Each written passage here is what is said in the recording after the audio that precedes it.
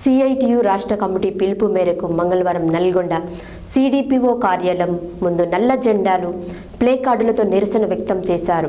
ఈ సందర్భంగా సిఐటియు జిల్లా ఉపాధ్యక్షులు ఎండి సలీం, జిల్లా సహాయ కార్యదర్శి Dandampalli Sattaiah, Telangana Anganwadi teachers and helpers union CITU అనుబంధం జిల్లా వర్కింగ్ ప్రెసిడెంట్ కె విజయలక్ష్మిలు పాల్గొని మాట్లాడారు.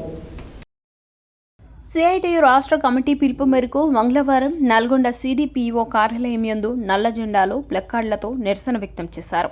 ఈ సందర్భంగా సిఐటియు జిల్లా ఉపాధ్యక్షులు ఎండి సలీం, జిల్లా సహాయ కార్యదర్శి Dandampalli Sattaiah, Telangana Anganwadi teachers and helpers union CITU అనుబంధ జిల్లా వర్కింగ్ ప్రెసిడెంట్ కె విజయలక్ష్మిలు పాల్గొని మాట్లాడుతూ తమ వేతనాల కోసం సమ్మె చేస్తున్న ఏపీ అంగన్వాడీలపై ఎస్మా పేరుతో జీవో నెంబర్ 2 తీసుకురావడం దుర్మార్గమైన చర్య అని అన్నారు.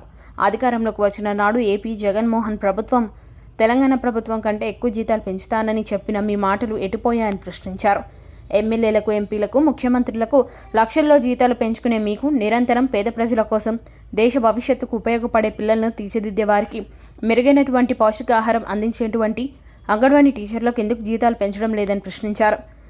10,000 జీతం టీచర్లకు, హెల్పర్స్, మినీ టీచర్లకు 7,000 రూపాయల జీతంతో ఎలా అంగన్వాడీలు బతుకుతారని, ఎలా కుటుంబ పోషణ ఎలా సాగుతుందని ప్రశ్నించారు. కడుపు ఖాళీ సమ్మె చేస్తుంటే జీతాలు పెంచకుండా ఎస్మా ఉపయోగించడం ప్రభుత్వం చేతగానితనమన్నారు.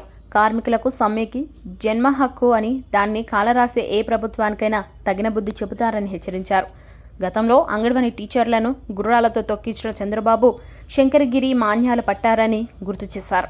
ఇప్పటికైనా జగన్ ప్రభుత్వం అంగన్వాడీ ఉద్యోగులతో చర్చలు జరిపి వేతనాలు, ఇతర సమస్యలు పరిష్కరించాలని డిమాండ్ చేశారు. కార్మిక వర్గం ఎక్కడ పోరాటాలు చేసిన వారికి అండగా సంఘీభావంగా సిఐటియు ఉంటుందని వారు తెలిపారు. ఈ కార్యక్రమంలో సునంద, సముద్రమ్మ, సరిత, రేణుక, అనిత, శ్రీలక్ష్మి తదితరులు పాల్గొన్నారు.